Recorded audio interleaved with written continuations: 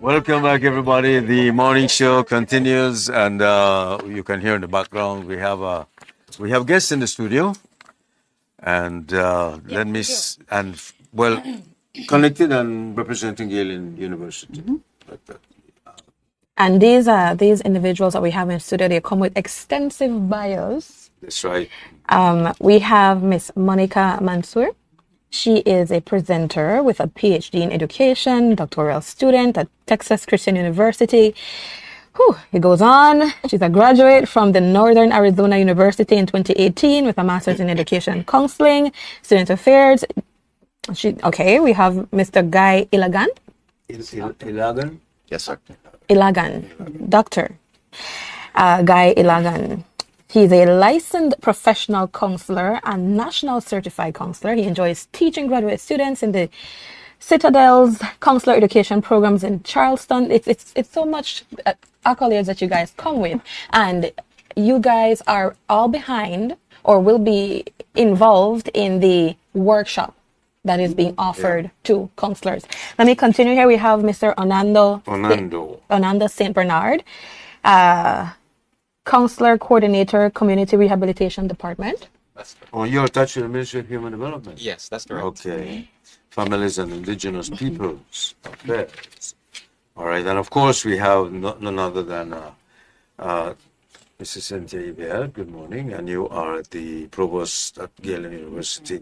We were talking about that earlier as well, the provost. Yes, because I didn't read it within its context. I saw provost, and I know that that was also the name of an institution for a famous young lady, rich Miss Paris Hilton. Paris Hilton, and she had some complaints about it, but it's obviously it's not. It has nothing to do with that. So well, she talked about this at the provost, right? So please.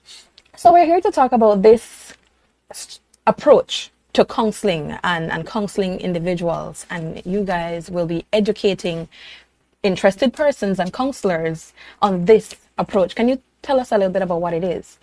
Well, if I could go back just a little bit to about 4 or 5 years ago, Guy, when we first did some workshops in Belize. 6 years ago.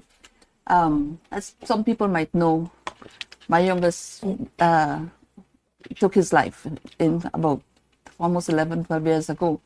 And about 6 or 7 years ago, I was sitting in my office and was struck with the news that yet another young person in San Ignacio had taken her life. I had developed a relationship with Dr. Ilagan and his then dean, Larry Daniels, at the Citadel in Charleston. And so I picked up the phone and I said, look, we can't wait anymore. We have to do something right now. And the Citadel said, okay, Eve, let's do something. What would you like? I said, we need to train teachers and counselors in how to recognize the signs that young people are at risk of hurting themselves. And out of that has grown a beautiful partnership. In the first 18 months of our partnership, Dr. Ilagan and Kendra Hoyt, who preceded Monica as counselor at Galen University, trained about 350 people along with the support of Onando and his ministry. In fact, the first round of trainings that we did in suicide prevention for youth at high risk of hurting themselves, Onando's ministry supported it very heavily in helping us to reach out to people, in helping with the organization, and even with some of the delivery.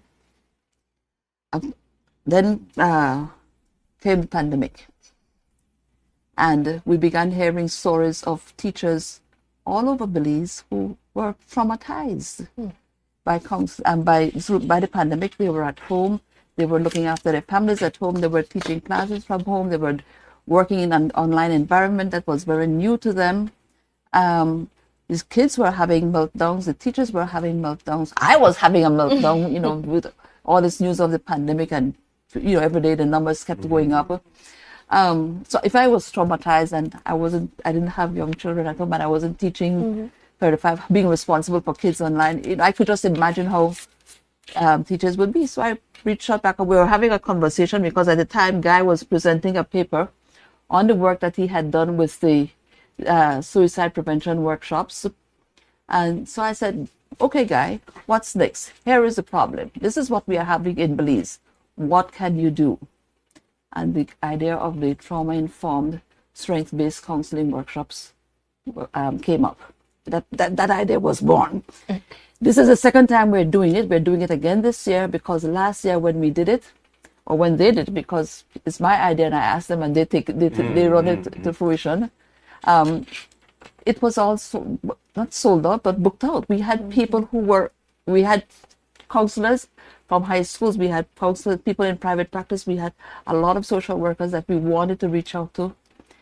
And every workshop was booked out. We couldn't accommodate anymore. And so Monica, who worked with Guy in developing them last year, we said we would have to repeat it. And so we're doing this again. And well, they can tell you what it's all about. They're the experts in the field. like who attended and who showed interest in doing this? So we cater for teachers, social workers, and counselors. So we have participants from all of that. Counselors who are either in private practice or school counselors who they're already kind of doing the same type of work. Social workers who work with different domestic violence, human trafficking, different types of situations that they would need some of these. It would be helpful for them to have some of these skills. And our teachers, of course, they're the ones that are in the classrooms with our students, children, young adults. So they're the ones who have been coming to the workshops. You know, there are a few other groups that I would like to see involved in this. I'm thinking police officers, I'm thinking pastors, and even some parents who might have children who are dealing with a lot. In the suicide prevention workshops, Guy, didn't we have police officers and pastors who came? Yeah. Oh, we certainly did. And we have a police officer in the workshops now. Yes, yes. Right. And Anando can tell us, you work directly through the ministry. Do you recommend or? Yes, I highly recommend this. I was very happy collaborating with the team to ensure that the frontline workers are educated on trauma-informed spaces. Something that we have to understand is that trauma is pretty widespread in the country, and not just in Belize, but in the world. And for the organization that I work for, like Community Rehabilitation Department, I want to make sure that from the minute that a client enters the compound, all the workers understand that they're going to have this trauma-informed understanding or lens in working with the clients as they're coming in and as they exit. With the social workers, especially with the social workers, they have been on the go, constantly. So if you look back from last year with Hurricane Lisa, they have been working, with NEMO to try and assist everybody who has been affected, in this crisis event. And when they come off of that, they're still working. They're still working with clients who are traumatized, who are suicidal, with DV, all these things. And so part of the training is also to ensure that they are aware of their self-care, so that they can see for themselves when they need to stop and take and look, reflect on what's happening with them. If they are not able to do that, they're going to keep going and keep going until they burn out or until they're unprofessional. But where are we in the country? Because we hear a lot that we do need this, but somehow we're not, like the economy, we're not getting the trickle effect. Too many people in our society are going through stress that they can't handle. And we can see it. Suicides, murders, drugs. drinking, especially alcohol. Thank you. Is very prevalent. Where are we with the ministerial legislation where we have to cross a line and say, look, if you're going to be dealing with kids, let's say, at this point, young people, you must be trained in counseling. Are we there yet? Well, we at Galen have the intention to help to get us there. We might not be able to provide all the needs, but we have plans that we're putting in motion that we hope that we will be able to develop some school counselors, and to have what we I know the do. resources are limited. I know we can't have a counselor everywhere. I think we are trying to have a counselor in most schools. We actually we need to have counselors in all the districts. Right. And sorry, it's not just we are, we're happy that we have private practice, but we also understand that there is a vast number of people in the population who are not able to There's a pay lot, for the private practice. Right. And so then you need to have free services in all the districts. And like Dr. Area is saying, you also need counselors in the schools. You need counselors in the different offices, ministries. Again, in with police and even the health, Ministry of Health, you need to have a counselor there to provide support. But one thing that is happening presently with Ministry of Public Service, if I'm not mistaken, is that they do have the Employee Assistance Program for government workers, which is also free. And if I'm not mistaken, it's a right for the worker to access that service and get time to go and do counseling. When I think when I was a high school principal, and so well, it's 7 or 8 years ago, I had at Sacred Heart College, I had 2 full-time counselors on staff. These people did not teach; they were trained. One of them actually had a licenciatura in counseling from a Guatemalan university. I found that we had a large school population, and the junior college had its own counselor. And even so, the needs, to me, I think some of the problems that students demonstrated in their behavior that we would have just branded them as being bad, picked them, you demerit them until they are suspended, and then after 3 suspensions, they get kicked out. We found if we treated them, if we talk with them, if we counsel them, we counsel the families, the parents, and work with the parents to address the issues that the children face, that they became more successful students. And that, so I think that we need to ensure that we do have, that each school has its own counselor. I think that we also need to separate counseling from teaching. The teacher cannot be a counselor, and very often that is what happens, that some teachers double as counselors too. Yeah. I think that we have to separate these two things, but it is very expensive, and it's going to take us a while to get there. That But each each school has teacher its, needs to have some kind of, each teacher does, and in the elementary ed program, they do get to that. identify Yes. problems. They do get some counseling development in their elementary education program, at least. Dr. Guy Ilagan, I know that this trauma-informed method or approach to counseling, it basically is an assumption that behavior is rooted in some trauma or some bigger issue, and it's teaching counselors and educators how to identify what those triggers might be. Is this an approach that's applicable to everyone, or are there other methods that might be more appropriate for other students who are dealing with issues? So there can be many approaches under that trauma-informed approach, which, like Onando said, means that we understand that trauma is widespread, and that some of the behaviors that we see from people, let's just take young people for an example, students, some of the problem behavior that might be seen really could be accounted for by trauma. And so since we don't know that, we just have an idea of approaching children differently when we see outbursts or crying or low mood or difficult behavior. So if we don't ask about trauma when we're providing an assessment, for example, it's very easy to misdiagnose someone because the symptoms of trauma look very much like the symptoms of other disorders. Well, one brief example is that for young people, the symptoms of trauma can look exactly like ADHD or depression. And so we need to ask about trauma, give young people the opportunity to safely talk about that trauma and to hear how they're processing it and see how we can help. Do you think that, let's say an individual maybe just poorly disciplined, or in Belize we say spoil, do you think that that approach can maybe make them feel more entitled, or perhaps remove that sense of personal accountability? That is the perfect question.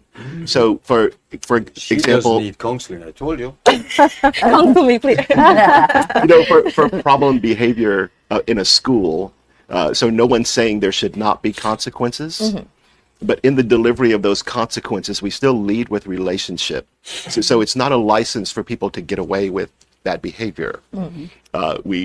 They will still have the consequence. There's just a different approach where we lead with relationship and lead with caring. I guess that's all of that will be. It's what the training is going to cover, allowing counselors and those, especially those who are dealing with children or teens with behavioral problems, are going to be able to identify and use as applicable. Exactly. But not to saying that one size doesn't fit all, does it? I mean, in counseling, you have different types of counseling, Yes. or like therapy. I know in the U.S., something recent is what they call, I wrote it down here, so I know, interventions. You know, your friend is in trouble, so a group of us gather and try to, well, do some type of counseling, things like that, or marriage counseling, or school counseling, educational counseling, mental health counseling. Many high schools actually have what they call a peer helpers program, where counselors, people in student services like Monica and Guy, would teach young people how to work with each other, how to recognize when their friend is in trouble, and also how to recognize the limits of their own abilities to intervene and to put them on the right path. In fact, when Monica was the Director of Student Affairs and Counselor at Galen University, she's on study leave from Galen. She actually created a peer mentorship program at Galen, which is designed to help with that. And I think it has worked successfully. Peer mentors have been able to refer to her and to our current counselor, Dr. Daguerre, students who are in trouble, who need greater help than they are able to provide. Young people will talk to their peers a lot more easily than they will talk to an adult, especially somebody who is labeled a counselor. Right. Do you doctors who are, do you find that people, which one has more numbers? Those who are referred or voluntary counsel seeking? That's a great question. Here in Belize? Yeah, let's start with him, please. I would think him, please. What do you think, Onando? Yeah, so for the community counseling center, we get a lot of, I guess we get a lot of self-referrals. So it's increasing. And I'm really happy to see that it's increasing. It means that That's the important. word is out there. Yeah. The stigma about counseling is, reducing.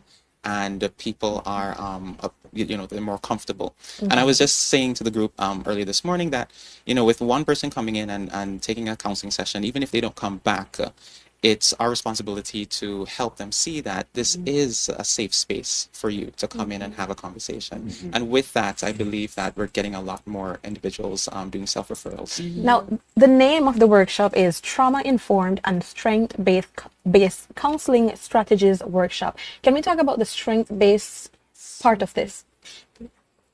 So we're presenting 3 counseling models. First, acceptance and commitment therapy, and then solution-focused brief therapy. And the major model is trauma-focused cognitive behavioral therapy. So when we think of strength-based approaches, then if you're having a difficulty, we might ask you, what's one thing you could do to make it better? What have you tried before? So we really try to activate a person's resources and strengths wherever they are instead of just telling them what to do. That's good. The whole world has changed. The whole world is changing. The whole world is under stress. And we see that. Yes. Countries, wars, droughts, famine. I mean, where do you all fit into this? Can we save it?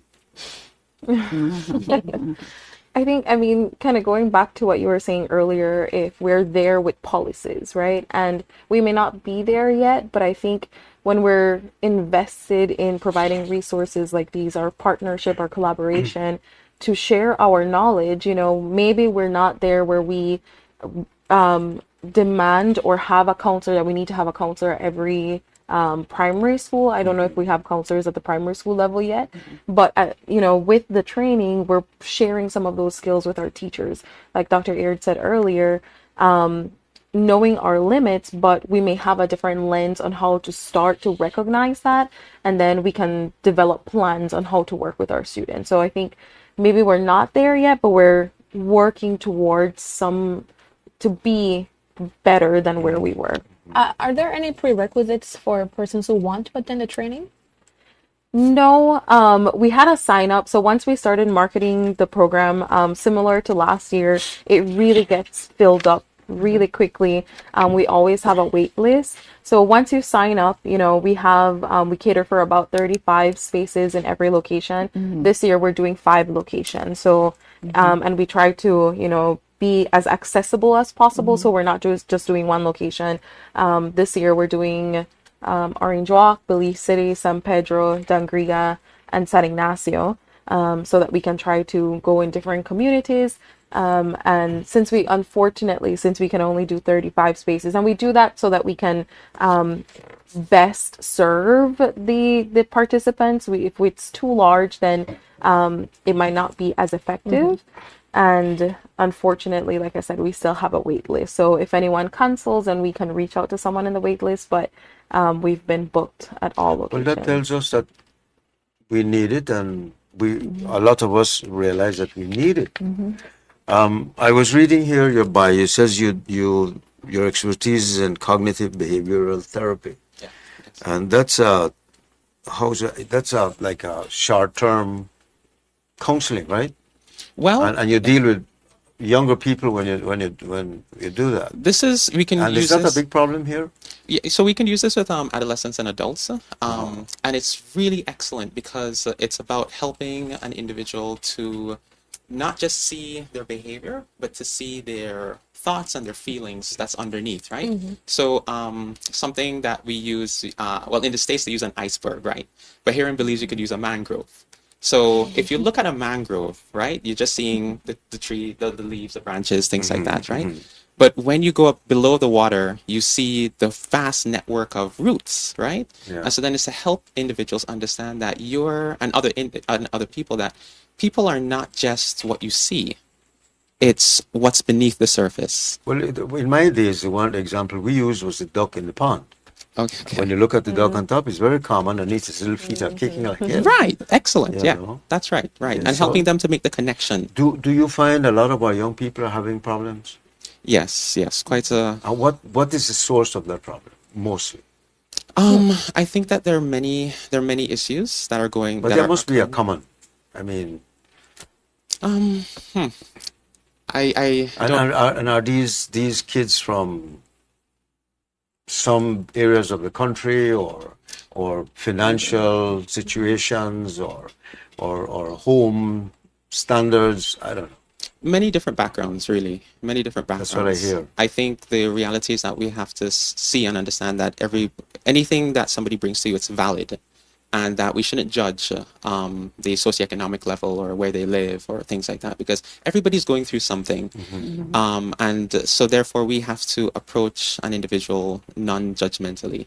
All right, so we have to be open to create that safe space so that they can share, open up, and then we can help to guide them to the place that they want to get to. You know, it's yesterday we had some students in here from the U.S. who are migrating cultural into exchange a program. cultural exchange, and they are going into university. And I asked them what's next, and it's interesting that all of them basically had an idea what they want to be. You want to be a psychologist, a microbiologist, anthropologist, and all the gists. And if I had the same students in Belize, the answer would be a lot different. Does the environment affect the way we are traumatized, the way we need counseling? Our kids would not be that firm because they don't have the options. Does that cause stress and trauma from seeing what next door has and I don't have it? I don't know. I honestly don't know, but I think that the access, and perhaps Onando and Monica might be able to, because they have counseled Malaysian young people, and Monica has counseled very heavily at the university level when she worked with, when she was on faculty active service with us. And you've done both in the U.S. and Belize. Mostly Belize. Is there my question, is there a difference? But I think Ernesto and Tamara and colleagues, that our ready access to social media, our heavy, and I think the pandemic has brought this on a lot more. More. Because for 2.5 years, practically students lived on a device. They weren't able to socialize. Whatever socialization they did, they might have done it over that device. And for the most part, parents don't know. And because parents were very wrapped up in the pandemic too, and trying to hold on to their jobs and get things moving faster and so on, they don't necessarily know what their children are doing with these devices. So I think the social media, the games that they interact with, the YouTube videos that children are addicted to has opened their world a lot more. And so I don't know if they compare themselves negatively. I think that some of them will. Some of them see the possibilities out there. And I don't think that they have the skills to weigh the benefits of those possibilities against what they have. And so they might want more, not realizing that the more that they might want is right there in their own backyard. It maybe look different, Yes. different color or whatever, Right. but it's here. I guess to add to that, with regards to maybe if you look at Belize City, something that does need to be said is that many of the youth don't feel safe. Because maybe of the Right. crime that's going on or the bullying that's happening in school, or they don't feel safe with their caregivers. And if you're not feeling safe, you can't really focus on anything else. You can't really focus on developing your life. You can't focus on your academics. And that's where we come in with regards to training our partners in helping them to be able to see this and to see if they can, have a conversation with them, develop a relationship. That's the most important thing there, developing a relationship. And if they can work with the child, that's great. But if they believe that the trauma is deeper, that they need to refer the client, then they refer to us. But this doesn't work in isolation, does it? I mean, other things in society need to change. You might train me as a soldier and say, I know how to dodge a bullet, but the bullets are still flying. And I come back to the legislation question. Where are we when it comes to legislation and how we're going to handle this? Because some legislation has to be applied. At some point, it has to be, we need to do this. It's not just do it. You have a workshop this year, another workshop next year. Who wants to come, comes. It's putting the personnel in place. Yes. And I think too, Onando, that the bullying that you find in Belize City is not only here. It's not only here in Belize City, in schools in Belize City. It's all over the it's country. all over. Yeah. And the awful thing about it is that children will not speak to their teachers about the bullying in their classroom. They won't speak to their principal, their vice principal, because if I say something, it's going to be worse. And I think too that some children might even be reticent about speaking to their parents at home, their caregivers. They're afraid to say something. They think something is wrong with them, or that if they speak out and say that their classmate is bullying them or a teacher is being Well, that's universal. That's so. the kids. But it's a big problem, I think, across the country rather than just in Belize City. Well, in my days when you were bullied and you went home and told about it, I would be, boy, behave yourself, Yeah, get a slap in the head back. Ananda mentioned the fact that the crime statistics in Belize City has led to young people feeling unsafe.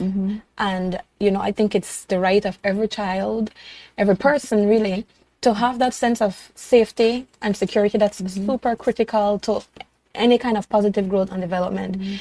A lot of times we have to be very careful about how we deal with criminal elements, because we also don't want to violate their rights, and all of their rights are, a lot of times we see activists speaking on their behalf. But I think the crisis that is brewing when it comes to an entire generation of young people who now have a different and flawed perception about life, about death, about safety, about the future. To me, their rights should trump that of any, and so I'm wondering why this is not a factor that is being used in how we, in addressing the urgency of dealing with crime. Politically correctness has Right. come and affected everything. I would maybe try to challenge that, to say that yes, I want to work with children, adolescents coming up, but I would also want to work with the same individuals who perpetuate these criminal activities, because they are also going through trauma themselves. I think it's for us to have a compassionate lens to provide assistance to them if they, are open to it, right? To help them to work through their own trauma that they've gone through, and also to work with the parents who don't have the knowledge as to how to work with their children. That's critical because again, counselors will be there to see the client maybe once a week, but the parent is in the home 24/7 type of thing. So it's important that we help these parents who are also traumatized. Again, trauma is widespread, to help them, give them the skills, work with them so that they can get to a better place, so that they can then teach their kids how to self-regulate, regulate their emotions, and to seek help and to open up and to communicate. Yeah, so I would say everybody needs help. So, Dr. Mansour, Dr. Ilagan, what basically, you only have a few days to do this workshop. So, how do you compact this and get as much into it and get the message across? I would say, first of all, there's a lot of hope and optimism. So when we listen to the social workers and teachers and school counselors and others who attend these workshops, we see people working really, really hard. It's like their motivation is very personal to serve their community. And so we want to help bolster their skills for how to approach young people, how to approach people who are committing crimes, Right. and talk to them about their trauma and to promote connection. How do you face parents? Nothing wrong with my child. You're just rude. Well, I think, even in the room, we take that approach as well. Whenever we're talking about students, for example, here in Belize City, most of our participants are social workers. And when we were focusing on students in the academic setting, problematic behavior, we also gave the lens of how many of them in the room are parents. So even taking that lens, trying to collaborate with community partners, we've talked in one of our sessions that if trying to bring in the parent and using them as their biggest resource. So even if that means, at their PTA, if they can collaborate with some social workers in the community to start doing some of that education for the parents as well. It's all about us being exposed to the information, starting little by little. And eventually we'll get there. I was also going to mention I'm not doctor yet. In the process. You have a PhD in education? No, I have a master's, but I'm a doctorate student currently. There, see, we need therapy right here. I can't take the credit yet. Anyway, all right. But well, I won't say the lady, but Dr. Ilagan, you're old enough to remember in the old days because you have this strength-based, and you have no philosophers, experts that say, what has happened to us? We've just gotten too weak. Our society has everything. We have to be politically correct. And I go back to, you come home and you're bullied and say, look, let me show you how I punch this boy back. And this guy, going to deal with this issue. Now, we cuddle and soft-cuddle each other and so on. Is that a change? But I think a lot of the bullying, and Ananda and Monica can correct me if I'm wrong, a lot of the bullying is not physical bullying. It's all the technology makes it worse, and you do something that is posted that's ugly about somebody, that remains on the internet forever. Well, they say sticks and so on, they break my bones, but words always hurt me. But so I think that there are a lot more ways, I think I don't think it's new. Like you said, it's always been there. It's how we have worked with it and how we have reacted to it. But I also think that can continue and the cycle can go on. And I think before, I feel mental health, it's still stigmatized. Now we're trying to find ways how to deal with it in a healthy manner.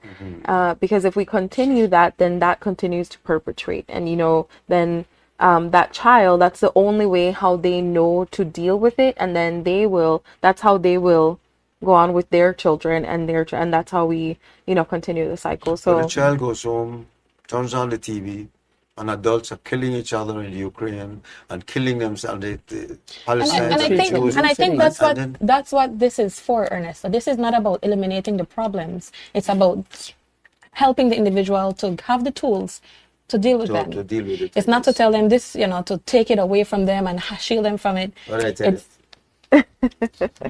Brilliant.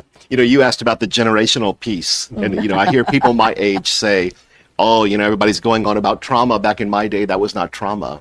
But I think maybe there are just a lot of people my age that have experienced trauma that's Of course, unaddressed, of course, untreated, yeah. and transmitted. And so, if we ignore it, it doesn't go away. No, but the new generations are, and are still are more entitled and more softer than the older ones. That's I a think fact. they- You can't get away from that. The strategy has to be that you treat the trauma in our society at different levels. You treat it below the waterline and looking at all the roots, and you treat it above at all the branches and the little leaves, wherever. So people who are perpetrating the trauma and you have to treat them and their behaviors, as well as helping the younger generation who experience trauma in the home, experience it on the streets, help them to recognize it and how to address it, Yeah. helping the teacher Yeah. in the We classroom have to do that. recognize I it. agree. So I have to. it's a So the multi-pronged workshop- approach. The workshop is filled up, or you still can accept some politicians to sign up. We still Great have, idea. we have spaces in Dangrigan in San Pedro, Monica. They're full right now. All of them are yes, full. they're They're all full full. right now. Yes, since we're actually leaving. We're doing the last day in Belize City today, and then tomorrow we're already doing the one in San Pedro, and then on Monday we start in Well, Dangrigan. no, like, we do need it. That's a fact. We do need it. Yeah, more of it. Thank you for Thank you. taking your time, because you just come for this workshop, right? Yes. Yeah. It's We're very blessed to have Yeah. guys' That's support and the support expertise. of his university, Thank you. who are covering his expenses in coming to Belize and doing this with us. And of course, I have Monica, who is on leave from Galen University and will be returning to Galen University at some point. Well, you know, the best therapy is to just lie back, enjoy the environment, forget your worries, have a cocktail next to you with the people you love, if you can. That's the best therapy. So enjoy Belize, because we do have a lot of that. You know, people come and visit and say, "I love Belize because the people are friendly and relaxed." And there we go, where underneath is kicking like hell. It's all looks smooth. Well, thanks again. Thank Thank you very much. Thank you. As usual, Thank you. Dr. Yair, for coming and bringing your expertise here. Yes, we are. Galen is with us often, offering all your Support. your different your subjects you have to offer. And It's quite wide. these kinds of activities Yes. that might seem small and insignificant to some, but have huge effects. The ripple effect. Yeah. We appreciate having you guys here. We you. are going to take a break now. When we come back, we'll be, How to manage your finance. that's right, with Courts Ready Cash. Stay with us. No, I think we have. What? Oh, that's right. Yeah. Yeah. We're not to stress out.